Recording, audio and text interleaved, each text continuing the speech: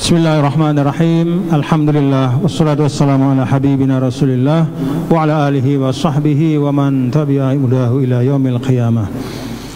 Qala Allah Ta'ala fi kitabihil karim fil ayah as-saminata ashar ba'da al-mi'atain min suratul Baqarah. Ayat ke-218 dari suratul Baqarah. A'udzu billahi minasyaitonir rajim. Bismillahirrahmanirrahim. Innal ladzina amanu, sesungguhnya orang-orang yang beriman, walladzina hajaru, dan mereka yang berhijrah, wajahadu fi sabilillah, dan berjihad di jalan Allah, ulaika yarjuna rahmatallah, merekalah orang-orang yang itu sifatnya, yaitu yang menggabungkan tiga sifat iman, hijrah, jihad. Mereka itu yarjun, mereka itu mengharapkan rahmat Allah. Yarjuna rahmat Allah, mereka mengharapkan rahmat Allah. Wallahu ghafurur rahim, dan Allah maha memberikan ampunan, mencurahkan ampunan, Rahim, dan maha mengasihi. Yas'alunaka 'anil khamri wal maisir, mereka bertanya kepadamu wahai Muhammad tentang minuman keras, khamr, dan perjudian atau judi. Qul, katakanlah wahai Muhammad, fihima, di dalamnya, di dalam keduanya, yaitu khamr atau minuman keras dan judi itu, ismun kabir, ada dosa yang sangat besar. Wa manafi', dan kebaikan-kebaikan atau kemanfaatan-kemanfaatan bagi manusia. Wa ismuhuma, dan dosa keduanya, akbaru, jauh lebih besar, min naf'ihima, daripada manfaat keduanya. Wa yasalunaka, dan mereka bertanya kepadamu, madza yunfiqun, apa yang mereka infakkan. Qulil afwa, katakanlah wahai Muhammad, infakkanlah yang merupakan kelebihan dari harta kalian.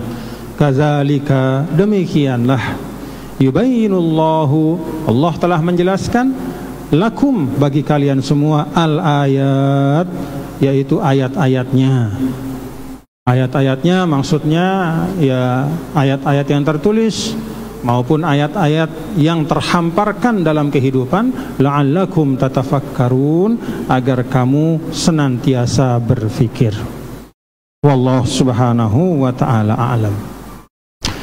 Bapak-bapak dan ibu-ibu, saudara-saudara sekalian, alhamdulillah wa syukurillah, kita tadi telah bersama-sama dipimpin oleh Ustaz Haji Muhammad Rifki Farabi membaca dua ayat dari suratul Baqarah, yaitu ayat 218 dan ayat 219. Bapak-bapak saudara, yang pertama kita ingat ya, bahwa ayat-ayat Al-Quran itu lahu ta'alluqun bis-sabiq wal lahiq. Setiap ayat itu mesti ada kaitannya dengan yang sebelumnya dan sesudahnya. Nah, sekarang coba kita lihat apa kaitan ayat ini dengan yang sebelumnya. Kita sudah bahas dalam beberapa majelis ya, bahwa pada ayat 214 itu ada pernyataan dari Allah, am hasibtum an tadkhulul jannata walamma ya'tikum mathalul ladzina khalau min qablikum. Apakah kalian kira masuk surga itu mudah? Kira-kira begitu. Tidak mudah, tapi ada syarat-syaratnya, ada pengorbanannya. Nah, lalu pada ayat berikutnya dijelaskan tentang pengorbanan-pengorbanan itu. Ayat 215, pengorbanan harta, yaitu dengan berinfak. Kalau mau masuk surga, jangan bakhil ya, tapi kalau punya kelebihan maka berinfaklah. Kalau sudah sampai nisabnya, sampai haulnya, berzakatlah, dan seterusnya. Lalu ayat 216, kutiba alaikumul qital, diwajibkan berperang ya, apabila memang sudah datang masanya. Itu juga merupakan pengorbanan untuk masuk ke dalam surga. Lalu kemudian pada ayat 217 juga dijelaskan ya, tentang ketika ada satu hal yang merupakan tradisi, pada masa jahiliyah dulu.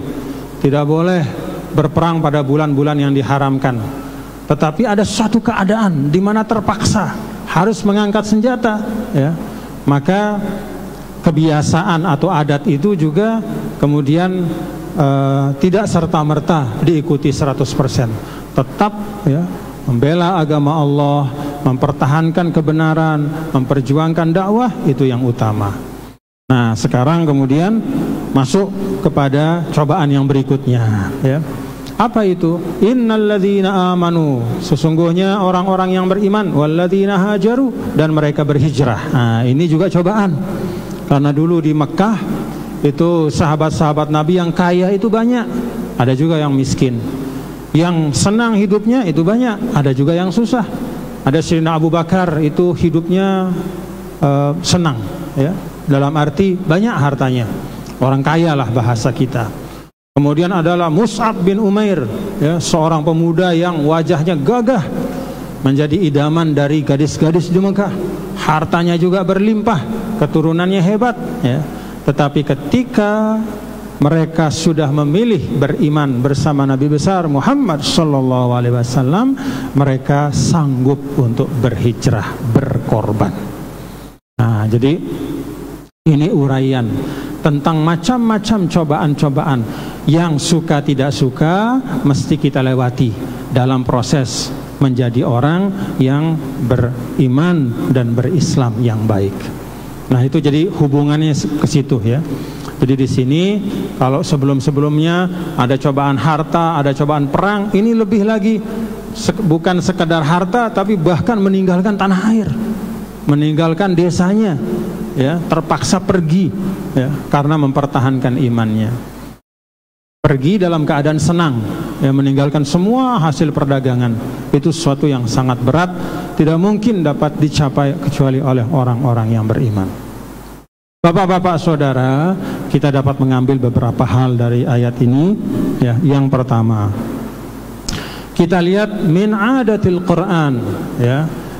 Min adatil Quran annallah atau annal Quranul Karim lam yadhkur imanan mujarradan anil af'al, bahwa Allah itu hampir tidak pernah menyebut dalam Al-Quran itu iman sendirian tanpa menyebut amal-amal. Selalu iman itu digandengkan dengan amal. Baik amalnya itu disebut secara umum, misalnya innalladzina amanu wa amilus solihat, sesungguhnya orang-orang yang beriman dan beramal soleh, itu kan umum, semua amal masuk di situ. Atau disebutkan iman dan perincian amal-amalnya, seperti ayat ini, innalladzina amanu walladzina hajaru wajahadu, sesungguhnya orang-orang yang beriman dan sanggup hijrah, sanggup berjihad, nah, mereka itu mengharapkan rahmat Allah. Artinya, kata para ulama, bahwa beragama itu tidak cukup selesai dengan pengakuan iman, ya. Jadi tidak cukup, tidak selesai dengan sekedar mengaku beriman. Maka rukun Islam itu kalau kita perhatikan, pertama pengakuan, yang keempatnya itu amal. Apa pengakuan? Asyhadu alla ilaha illallah wa asyhadu anna muhammadar rasulullah. Itu yang pengakuan. Selebihnya sholat, zakat, puasa, haji, itu semua amal. Ya, paham bapak-bapak, ya? Jadi beragama itu bukan sekedar pengakuan lalu kita berdiam mencukupkan diri dengan pengakuan itu. Beragama itu adalah menjalani. Beragama itu menjalani. Kita jalani itu. Karena pada saat kita menjalani itulah kita dapat pengalaman. Yang namanya taqarrub kepada Allah itu dengan menjalani, bapak-bapak. Karena itu dulu pada masa Nabi kita, Nabi besar Muhammad sallallahu alaihi wasallam, Nabi itu tidak menteorikan iman panjang-panjang, ya. Walaupun kemudian para ulama menjelaskan, ya, Ada namanya ilmu kalam, panjang penjelasan tentang akidah. Tapi zaman Nabi itu tidak panjang. Ada orang Badui datang kepada Nabi di Madinah. Katakanlah, Muhammad ajarkan saya tentang iman. Kata Nabi, ajarkan saya tentang sesuatu yang menyelamatkan saya. Apa kata Nabi? Qul amantu billah tsumma istaqim.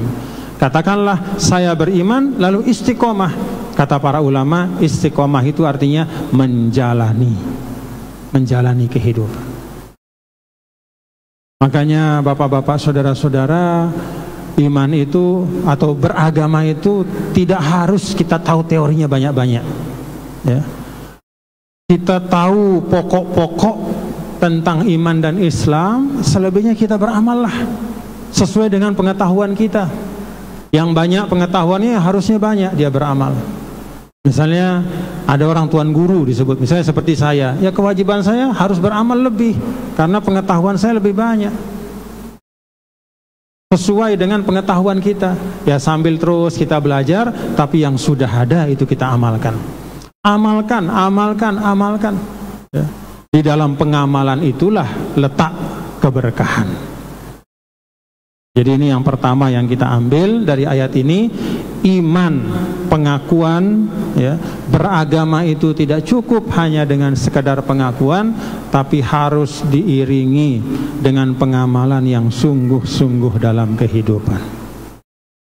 Kadang pengamalannya itu bagi orang yang memang banyak pengetahuannya, maka dia diberikan lebih banyak kewajiban. Maka masuk ayat ittaqullah haqqa tuqatih. Nah, itu bagi orang-orang, kalau kata ulama, itu bagi orang-orang yang banyak pengetahuannya, maka haqqa tuqatih. Maka dia benar-benar juga harus lebih tinggi pengamalannya. Tapi bagi yang biasa-biasa istilahnya, ya sebagian besar dari kita kan bukan mendalami agama sedalam-dalamnya, ya, tapi kita mendalaminya secukup kewajiban-kewajiban. Maka berlaku ayat fattaqullah mastata'tum. Ya, jadi kalau ittaqullah haqqa tuqatih, yaitu memang bagi orang-orang tertentu yang mendalami, ya dia juga harus benar-benar sesuai kadar ilmunya. Nah, kalau yang umum, maka fattaqullah mastata'tum, silahkan bertakwa sekemampuan Anda.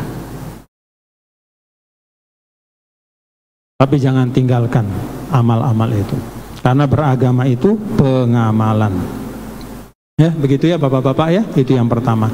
Yang kedua yang kita ambil dari ayat ini, walladzina hajaru, tentang hijrah, ya.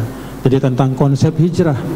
Hijrah itu lughatan, ya, bimakna al-intiqal min makan ila makan.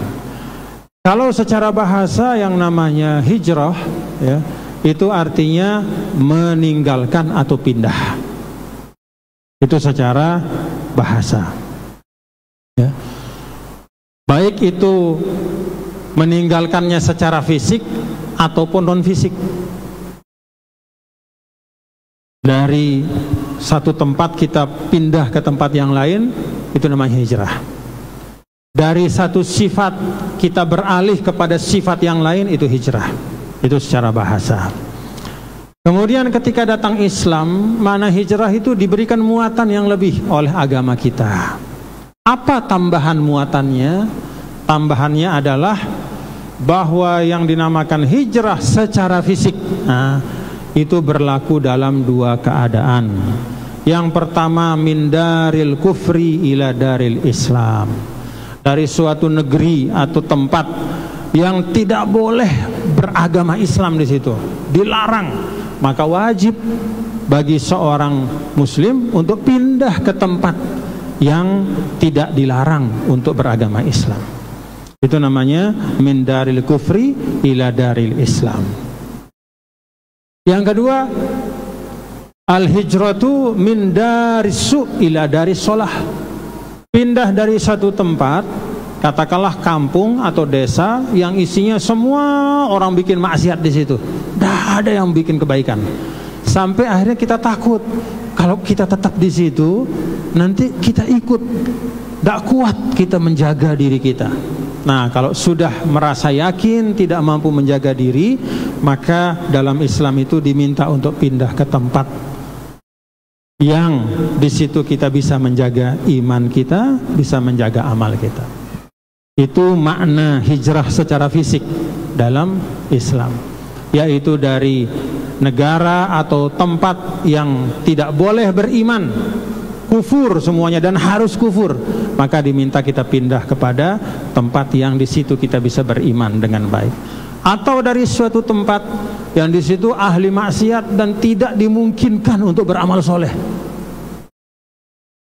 Memang beriman tapi ahli maksiat semuanya, dan tidak ada jalan untuk beramal soleh, dan kita khawatir tidak bisa mempengaruhi orang di situ untuk berbuat baik. Justru kita khawatir bahwa kita akan rusak. Nah, maka diminta kita untuk pindah. Nah, bapak-bapak saudara, ini dua bentuk. Saya tanya sekarang, kira-kira zaman sekarang ini ada enggak dua bentuk tempat itu? Ada enggak? Jawabannya alhamdulillah tidak ada. Yang pertama, tidak ada satu negara di atas bumi ini yang melarang orang Islam untuk berislam di situ. Walaupun dia bukan negara Islam, walaupun dia negara sekuler, tapi tidak ada yang melarang, misalnya tidak boleh jadi warga negara sini atau menetap di sini orang Islam, itu tidak ada, alhamdulillah.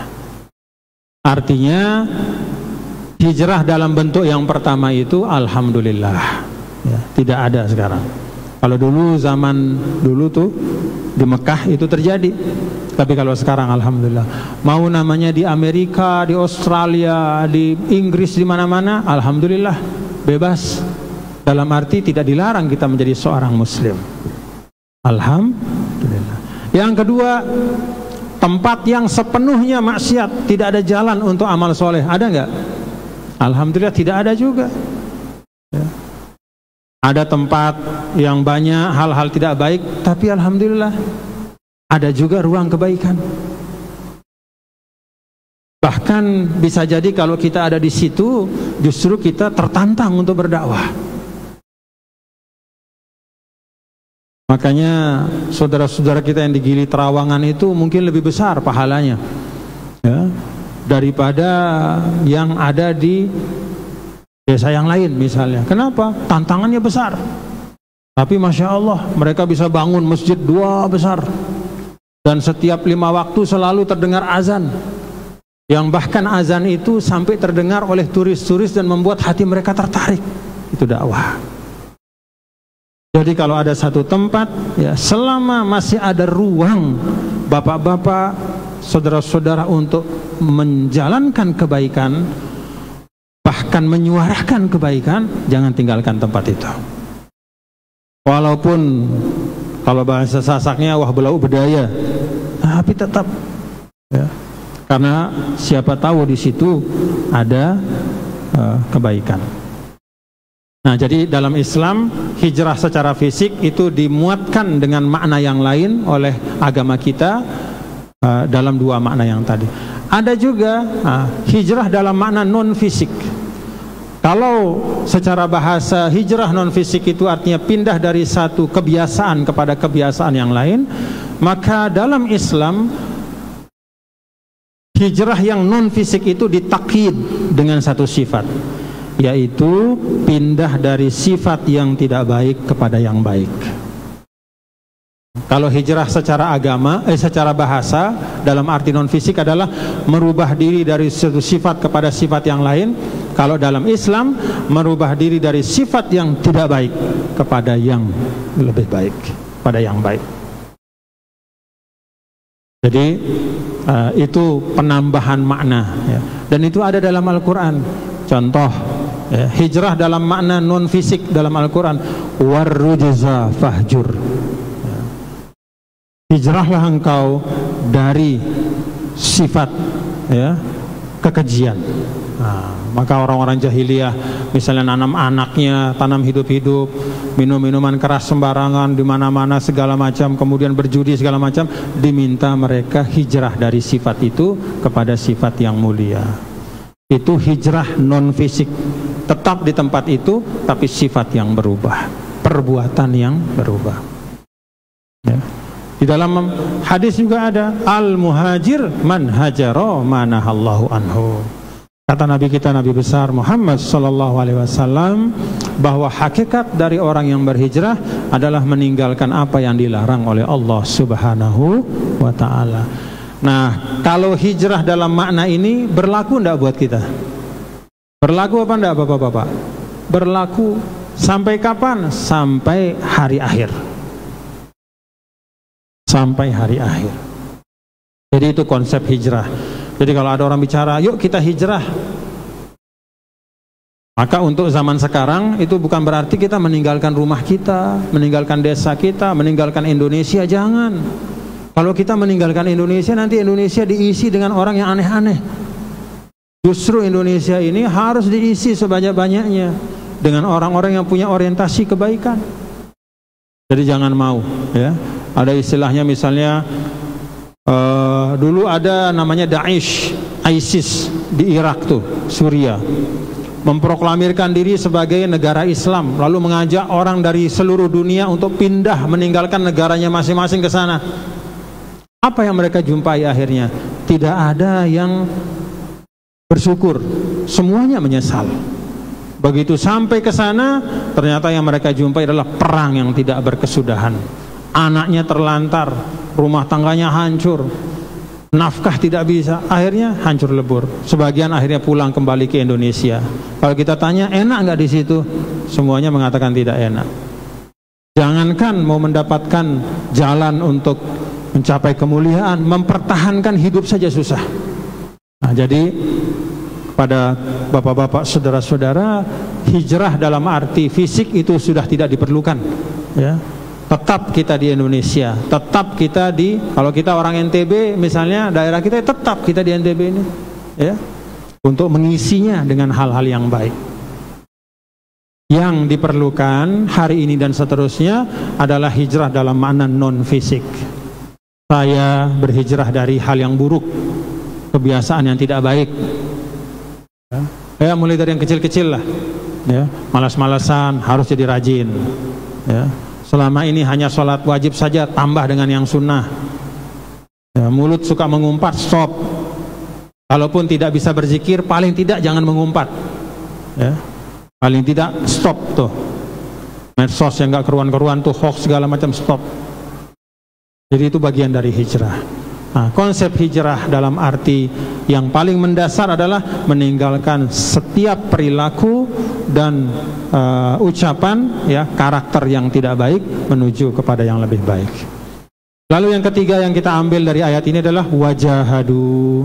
Wajahadu itu artinya mereka yang berjihad. Nah, ini juga konsep jihad secara sederhana dalam Islam, ya, bapak-bapak saudara.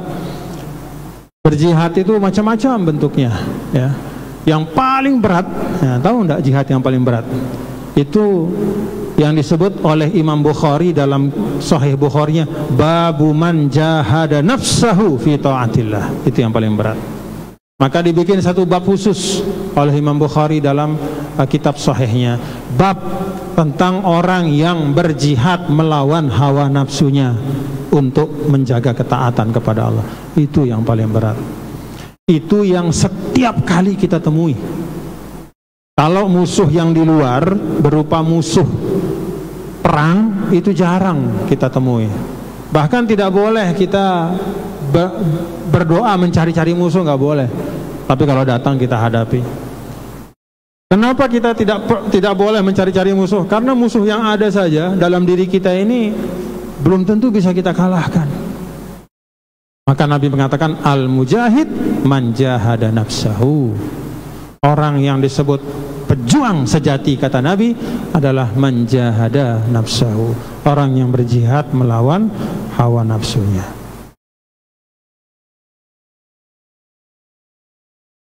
Itu yang paling berat.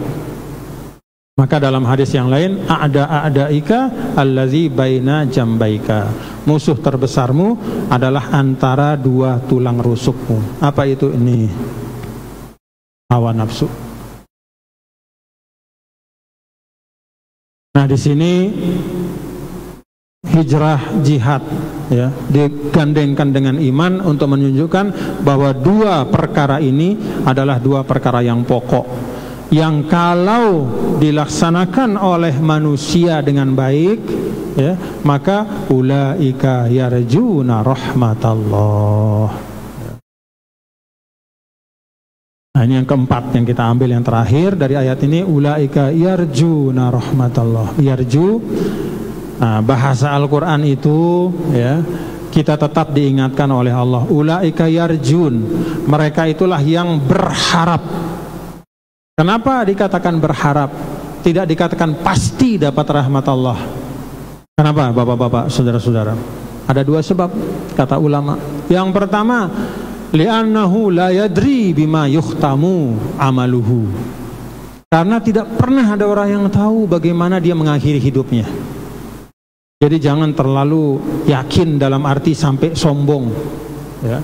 Misalnya kita sudah berbuat baik, lalu melihat orang yang tidak serajin kita dalam satu amal, jangan mengatakan saya lebih baik. Belum tentu. Belum tentu. Kenapa? Li'annahu la yadri bima yukhtamu bihi amaluhu. Tidak ada yang tahu kapan atau bagaimana akhir kita dalam kehidupan. Makanya kita kan diminta untuk selalu berdoa supaya mendapatkan husnul khatimah. Kenapa dalam tanda kutip Allah gantung? Kita nggak tahu akhir umur kita, supaya jangan sombong. Itu kata ulama. Karena Allah paling tidak suka sama orang sombong. Kata Allah itu kan al-kibriya uridai, kesombongan itu baju saya, kata Allah. Jangan ambil baju saya. Itu jubah kebesaranku, kata Allah. Hanya Allah yang boleh sombong. Dalam arti Allah ghaniyun anil alamin, nggak perlu apa-apa. Nah, kalau saya, bapak-bapak, ya, yang mau pakai baju aja perlu baju yang dibikin oleh orang, yang mau makan perlu nasi yang ditanam padinya oleh orang. Mau sombong apa, Pak? Apa mau disombongin? Paling tidak suka Allah kepada orang yang sombong. Karena itu diingatkan maksimal yarjun, kita ini berharap. Jangan pede yang melampaui batas, ya. Meyakini rahmat Allah maha luas wajib, tapi meyakini bahwa Anda itu pasti masuk surga, hati-hati. Meyakini bahwa Anda adalah lebih baik dibanding orang, itu musibah besar. Maka di sini yarjuna rahmatallah, diingatkan kita bahwa orang yang mulia itu bukan yang memastikan dirinya pasti mendapatkan balasan yang terbaik dari Allah, tapi orang yang mulia itu orang yang selalu berharap rahmat Allah, berharap rahmat Allah.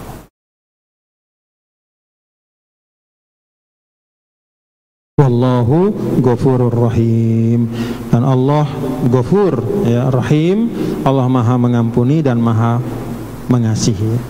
Ini yang terakhir yang bisa kita ambil. Yang kelima adalah, coba bapak-bapak perhatikan, Allah di sini mengatakan wallahu ghafur, Allah maha mengampuni. Siapa yang diampuni oleh Allah? Disebut enggak? Berapa banyak? Berapa juta? Berapa miliar? Orang Arab, orang Indonesia, orang Mesir, orang Amerika, enggak ada yang disebut. Jadi maf'ulnya itu tidak disebut, objeknya tidak disebut. Yang disebut itu adalah sifatun sabitatun, sifat yang tetap pada zat Allah, Ghafur. Untuk apa? Lit-ta'mim. Kalau dalam bahasa Arab itu untuk menunjukkan keluasan dan tidak ada batasan. Jadi kalau Allah mengatakan wallahu ghafur, Allah maha mengampuni, itu adalah sinyal kepada kita untuk banyak-banyak taubat. Tidak ada dosa yang terlalu besar untuk diampuni selama ditaubati, dan tidak ada dosa yang terlalu kecil selama dilakukan terus-menerus dan tidak taubat. Jadi yang kelima dan terakhir, wallahu ghafur, itu memberikan pengetahuan kepada kita bapak-bapak saudara-saudara untuk jangan putus asa dari ampunan Allah Subhanahu wa taala. Allahumma ighfir lana dzunubana wastur uyubana wakhtim bis solihati amalana. Ya Allah, ampunilah dosa-dosa kami, tutuplah aib-aib kami, dan akhirilah hidup kami dengan sebaik-baik penutup. Al-Fatihah. Alhamdulillah Ar-Rahman Ar-Rahim Waladhdallin amin. Ada 7 menit waktu, ada yang mau nanya atau memberikan masukan, boleh 7 menit. Kami persilakan jemaah, mungkin kalau tidak ada kita tutup saja dengan doa kafaratul majlis sampai 1:30. Kelas? Nah, alhamdulillah. Berarti kalau kata Al-Mahfurlah Maulana Syekh, minger-minger nih ya, pada pinter, alhamdulillah. Mudah-mudahan Allah berkahi apa yang kita dengar pada hari ini menjadi ilmu yang dapat kita amalkan. Kita baca bersama doa kafaratul majlis. Subhanakallahumma wa bihamdika asyhadu an la ilaha illa anta astaghfiruka wa atubu ilaik. Allahumma fiq wal hadi ila sabil rasyad. Assalamu alaikum warahmatullahi wabarakatuh.